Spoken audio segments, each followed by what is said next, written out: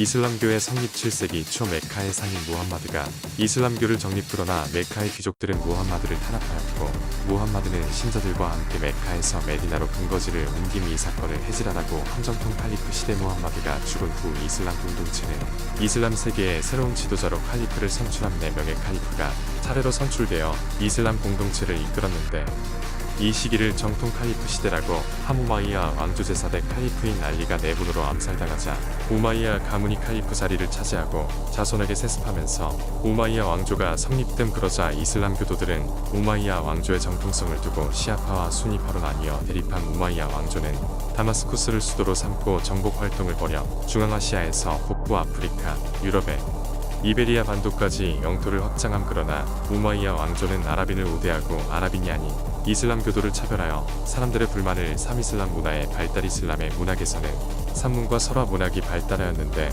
아라비아의 민단을 중심으로 페르시아, 인도, 이집트 등지의 설화를 모은 아라비안 나이트가 유명한. 건축에서는 동과 아치, 뾰족한 탑을 특징으로 하는 모스크가 발달한. 모스크 내부는 아라베스크와 아랍어 글씨로 장식한. 아바스 왕조는 아랍인 중심의 민족 차별 정책을 폐지하고 모든 신도는 알라 앞에서 평등하다 라는 이슬람의 원칙을 내세워 나라를 다스린. 아바스 왕조는 당과버린 탈라스 전투에서 승리하여 중앙아시아의 동서 교역로를 장악한. 수도 바그다드는 외국인과 다양한 문물이 모여드는 국제도시로 성장함. 이슬람 사회의 특징. 이슬람 사회에서 쿠란과 하디스는 종교뿐만 아니라 일상생활의 규범이 된. 오스만 제국의 성립과 발전. 오스만 제국은 비잔티움 제국을 멸망시키고 콘스탄티노폴리스를 수도로 삼은 이후 콘스탄티노폴리스는 이스탄불로 불림. 오스만 제국은 술레이만 1세 때 전성기를 이룬. 술레이만 1세는 헝가리를 정복하고 유럽의 연합 함대를 무찔러 지중해 해상권을 장악한. 오스만 제국의 사회와 경제교류. 오스만 제국은 이슬람교가 아니어도 지지야를 내면 자치적인 공동체를 이루어 자신들의 종교와 언어,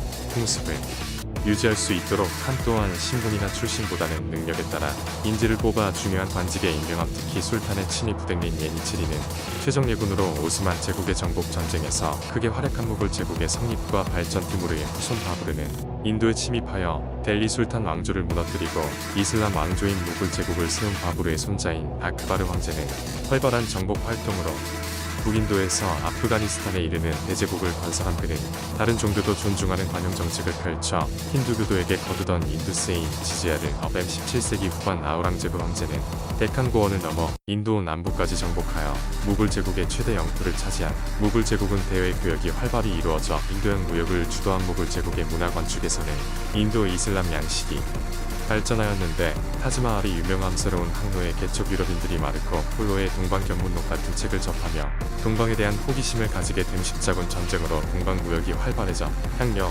비단과 같은 동방의 산물이 유럽에 전해지자 동방에 대한 유럽의 관심은 더욱 커짐. 그동안 이슬람과 이탈리아의 상인들이 동방의 물품을 독점하였기 때문에 유럽인들은 직접 동방과 교역하기 위해 새로운 항로를 찾아 나섬이. 무렵 지리학과 천문학, 선박 제작 기술이 발달하고 먼 거리 항해에 나침반이 이용되면서 신항로 개척은 더욱 활기를 띠용. 대서양 연안에 있는 포르투갈과 에스파냐는 신항로 개척에 앞장섬. 에스파냐는 콜럼버스를 지원하여 대서양으로 돌아가는 서쪽 항로를 개척하고자 한. 또한 마젤란의 함대는 태평양을 가로질러 최초로 세계 일주에 성공함. 새로운 항로 개척 이후에 세계 대서양 무역은 유럽, 아메리카, 아프리카를 잇는 삼각무역의 형태로 발전한. 유럽에서는 아메리카 대륙으로부터 많은 양의 금, 은이 들어와 물가가 크게 오름. 이러한 유럽의 경제 성장에 힘입어 상공업자들이 자본을 축적하였고, 이는 근대 자본주의의 발달에 영향을 준. 아메리카와 아프리카의 변화. 멕시코고원의 아스테카 제국은 에스파냐의 코르테스가 이끈 병사들에게 정복당한. 안데스 고원의 잉카 제국은 피사로와 그의 병사들에게 정복된. 절대 왕정의 성립. 16에서 18세기 유럽에서는 중앙 집권적인 통일 국가가 등장하면서 국왕이 강력한 권한을 행사하는 절대 왕정이 나타남. 절대 군주들은 왕권은 신이 내려준 것이므로 절대 복종해야 한다는 왕권 신수설을 정치 이론으로 삼음. 또한 자신의 명령을 효율적으로 시행할 수 있는 관료제와 언제든 동원할 수 있는 상비군을 통해 국가를 다스림. 수출을 장려하고 관세를 높여 수입을 줄이는 중상주의 정책을 실시함. 서유럽의 절대 왕정. 16세기 서유럽에서 가장 먼저 절대 왕정을 이룬 에스파냐는 펠리페 2세 때 대서양 무역의 주도권을 잡은 영국의 엘리자베스 1세는 동인도 회사를 세워 아시아로 진출한 프랑스의 루이 14세는 중상주의 정책을 적극적으로 펼치면서 유럽에서 가장 먼저 절대 왕정을 이룬 에스파냐 펠리페 2세 아메리카에서 들여오는 금과 은을 바탕으로 라틴 아메리카, 지중해, 네덜란드 등을 아우르는 대제국을 세운 무적 함대를 만들어 지중해 해상권을 장악한 전쟁의 승리를 기념하여 엘리스 코리아를 지음 에스파냐의 무적 함대를 격파하고 해상권을 장악한 영국 엘리자베스 1세 에스파냐의 무적 함대를 물리치고 해상권을 장악기의 시장 개척에 적극적으로 나서만으로는 모직물 공업 등 국내 산업을 발전시킨 절대 왕정의 대표 프랑스 루이 14세 콜베르를 등용하여 중상주의 정책을 강화한 걸 요지와 상비군을 정비한 베르사유 궁전을 통해 자신의 막강한 권력과 부를 과시한 동유럽의 절대 왕정 동유럽은 도시와 상공업의 발달에 늦어 상공 시민계층이 성장하지 못한 이러한 가운데 17세기 중엽부터 러시아, 프로이센 등의 동유럽 국가에서 계몽 군주들이 등장하여 절대 왕정을 수립한 러시아의 페트르 대제는 서유럽의 문화와 제도를 적극적으로 받아들였고 프로이센의 프리드리히 2세는 계몽 사상의 영향을 받아 국가 제1의 심부름꾼을 자처하면서 유럽 문화를 적극적으로 받아들인 러시아 페트르 대제는 스웨덴과의 전쟁에서 승리하여 발트해를 확보함 상트페테르부르크를 건설한 모든 귀족에게 서구화 정책의 하나로 귀족의 상징인 긴 수염을 차리라고 명령하기도 한국 왕이 국민의 심부름꾼임을 자처한 프로이센 프리드리히 2세 오스트리아와 전쟁을 벌여 슐레지엔 지방을 차지하고 영토를 넓힘 산업을 장려하고 종교적 관용 정책을 펼친 베르사유 궁전을 본떠 상수시 궁전을 지음 17에서 18세기 유럽의 문화 르네상스 시기 이후 싹트기 시작한 근대 과학은 절대 왕정 시기에 한층 더 발전하여 큰 성과를 가져옴. 이러한 과학의 발전은 과학혁명이라고 불릴 정도로 획기적이었음. 근대 철학을 토대로 인간의 이성에 의한 진보를 믿는 계몽사상이 등장. 청교도 혁명 17세기 이후 영국에서는 젠트리와 시민 계급이 성장하고 이들 가운데 청교도들은 의회에서 강한 세력을 이룬. 이러한 상황에서 스튜어트 왕조의 제임스 1세와 그의 아들 찰스 1세가 청교도를 탄압하고 의회의 권리를 무시하자 의회는 의회의 승인 없이 세금을 징수할 수 없다 라는 내용의 권리 청원을 제출한 찰스 1세는 권리 청원을 승인하였지만 의회를 소집하지 않고 전제 정치를 이어 가 위에 의회가 반발하면서 청교도들이 중심이 된 의회파와 국왕을 지지하는 왕당파 사이의 내전이 일어난. 크로멜이 이끈 의회파는 왕당파를 격파한 후 찰스 1세를 처형하고 공화정을 수립한 명예 혁명 찰스 2세와 그의 뒤를 이은 제임스 2. 세는 의회를 무시하면서 전제 정치를 다시 강화하려 함. 이에 맞서 의회는 제임스 2세를 몰아내고 공주인 메리와 그녀의 남편인 윌리엄을 공동왕으로 세운. 믿음에 의회가 왕에게 권리 장전을 승인받음으로써 영국에서는 절대 왕정이 무너지고 의회를 중심으로 한 이권 군주제의 토대가 멸연됨. 미국 혁명의 전개 17세기부터 많은 영국인들이 정치적 종교적 탄압을 피하거나 경제적 기회를 찾아 북아메리카로 이주한. 이들은 북아메리카 동부의 대서양 연안에 13개의 식민지를 건설하고 독자적인 의회를 구성하여 자유와 자치를 누림. 그러나 프랑스와의 전쟁으로 재정이 어려워진 영국은 중상주의 정책을 펼치며 식민지에 간섭하기 시작한. 영국이 인지세를 비롯한 각종 세금을 부과하자 식민지인들은 대표 없는 곳에 과세할 수 없다 라며 저항하였고, 이러한 저항은 보스턴 차 사건으로 이어짐. 영국이 보스턴항을 봉쇄하는 등 강압적인 태도를 취하자 식민지 대표들은 대륙회의를 열어 영국에 항의한. 곧이어 식민지 민병대와 영국군이 충돌하면서 독립전쟁이 발발함. 식민지 대표들은 조지 워싱턴을 총사령관으로 임명하고 독립선언문을 발표함. 식민지 군대는 처음에 열세에 몰렸으나 워싱턴의 화력과 프랑스를 비롯한 여러 나라의 지원으로 전세를 점차 역전한. 마침내 식민지군은 전쟁에서 승리를 거두고 독립을 인정받은. 최초의 민주공화국 수립. 독립을 달성한 북아메리카 13개 주는 연방제를 특징으로 하는 헌법을 제정함. 헌법은 주권이 국민에게 있음을 밝히고 삼권 분립의 원칙을 규정함. 이후 조지 워싱턴이 초대 대통령으로 선출되었고 세계 최초의 민주공화국인 미국이 수립된. 미국의 성장과 남북전쟁 독립 이후 미국은 서부 개척으로 태평양 연안까지 영토를 확대함으로써 미국은 거대한 영토와 자원, 인구와 시장을 확보하고 경제 성장을 이루어감. 그러나 이 과정에서 남부와 북부의 갈등이 심해짐. 미국 남부에서는 노예를 이용하여 목화를 재배하는 대농장 경영이 발달한 반면 북부에서는 임금 노동에 기초한 공업이 발달함. 이러한 가운데 노예제 확대에 반대한 링컨이 대통령에 당선되자 노예제 유지를 바라던 남부의 여러 주가 연방을 탈퇴하고 북부를 공격하여 남북 전쟁을 일으킨 구제도의 모순 18세기 프랑스에서는 절대 왕정과 불평등한 신분제가 유지되고 있었음. 당시 프랑스 사회는 세 신분으로 나뉘어 있었음. 이 신분인 성직자와 귀족은 전체 인구의 2%에 불과하였지만 많은 토지를 소유하였으며 세금을 내지 않는 특권을 누렸음.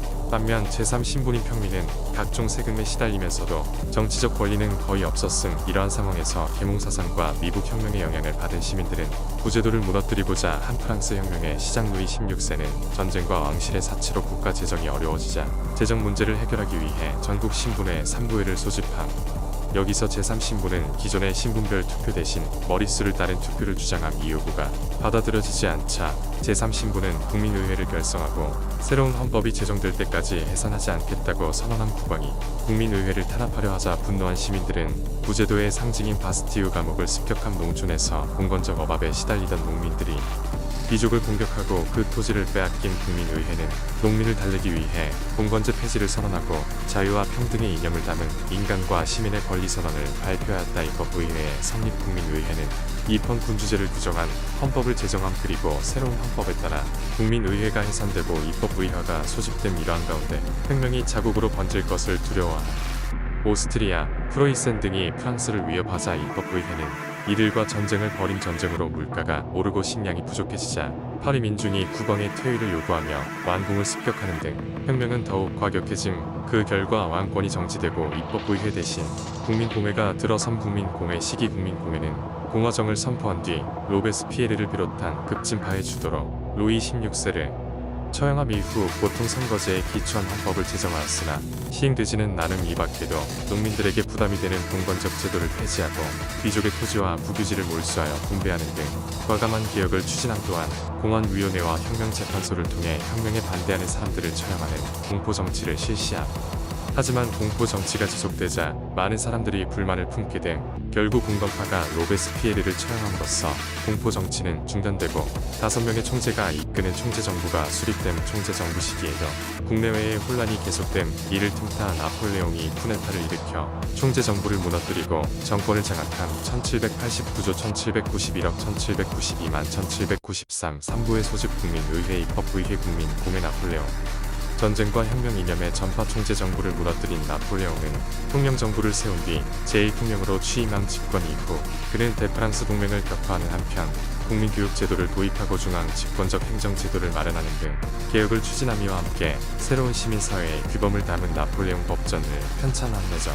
개혁으로 국민의 지지를 얻은 나폴레옹이 1804년 국민투표를 통해 황제에 즉위하면서 제정이 시작된 황제가 된 나폴레옹은 프랑스의 팽창을 견제하려는 주변국을 차례로 정복해 나감 유럽 국가들이 다시 동맹을 맺자 전쟁에 나선 나폴레옹은 해전에서 영국군에게 패하였지만 지상에서는 오스트리아와 프로이센트를 격파한. 그는 끝까지 저항하는 영국을 굴복시키기 위해 유럽 대륙과 영국의 통상을 금지하는 대륙 공세령을 내린. 러시아가 이를 어기고 영국과 무역을 계속하자 나폴레옹은 러시아 원정에 나선. 그러나 러시아의 혹독한 추위를 견디지 못하고 참패하였고 이어 대프랑스 동맹이 공세를 강화하여 프랑스군을 격파함으로써 나폴레옹은 몰락함. 유럽에서는 나폴레옹의 전쟁 과정에서 프랑스 혁명의 이념인 자유주의가 확산되었으며 나폴레옹의 지배에 대항하면서 민족의 단결을 주장하는 민족주의 의식이 자라기 시작한 빈 체제의 성립. 나폴레옹이 몰락한 후 유럽 각국의 대표들은 전후의 혼란을 수습하기 위해 빈 회의를 열었음. 오스트리아의 제상 메테르니히가 주도한 이 회의에서는 유럽 각국의 영토와 지배권을 프랑스 혁명 이전으로 되돌리는데 합의한. 그 결과 자유주의와 민족주의 운동을 탄압하면서 보수적인 질서를 지키려는 빈 체제가 성립된. 프랑스의 자유주의 운동. 빈 체제에 따라 프랑스의 들어선원인 부르봉 왕조의 샤를 10세는 의회를 해산하고 시민의 자유를 제한하는 등 보수적인 정책을 펼친 결과 그러자 자유주의자들과 파리 시민들은 혁명을 일으켜 루이 필리프를 왕으로 세우고 입헌 군주제를 수립한. 원인. 그러나 7월 혁명으로 들어선 새로운 왕정도 부유한 소수의 이익만을 보호하고 선거권을 제한하자 결과 파리의 시민과 노동자들이 선거권 확대를 요구함. 이를 국왕이 탄압하자 시민들은 혁명을 일으켜 왕정을 폐지하고 공화정을 수립함. 2월 혁명의 영향으로 유럽의 여러 나라에서 자유주의와 민족주의 운동이 일어났고 오스트리아에서 메테르니히가 추방되면서 빈 체제는 사실상 무너진 영국의 자유주의 운동 1832년에는 선거법이 개정되어 부패 선거구가 없어지고 도시의 신행 상공, 업자를 비롯한 중산 계급으로 선거권이 확대됨. 그러나 여전히 선거권을 갖지 못한 영국의 노동자들은 정치적 권리를 얻기 위해 인민헌장을 발표하고 이를 의회에 제출하기 위한 서명운동을 벌인 차티스트 운동 세력의 요구 사항 21세 이상 남성의 선거권 인정 비밀 투표제 실시 의원 출마자의 재산 자격 철폐 인구 비례에 따른 선거구 설치 이탈리아의 통일빈 체제가 수립된 이후에도 이탈리아는 크고 작은 왕국과 도시, 국가, 그리고 교활령으로 분열된 채 오스트리아의 간섭을 받고 있었음. 이러한 상황에서 프랑스 2월 혁명의 영향을 받은 마치니와 가리발디 등이 통일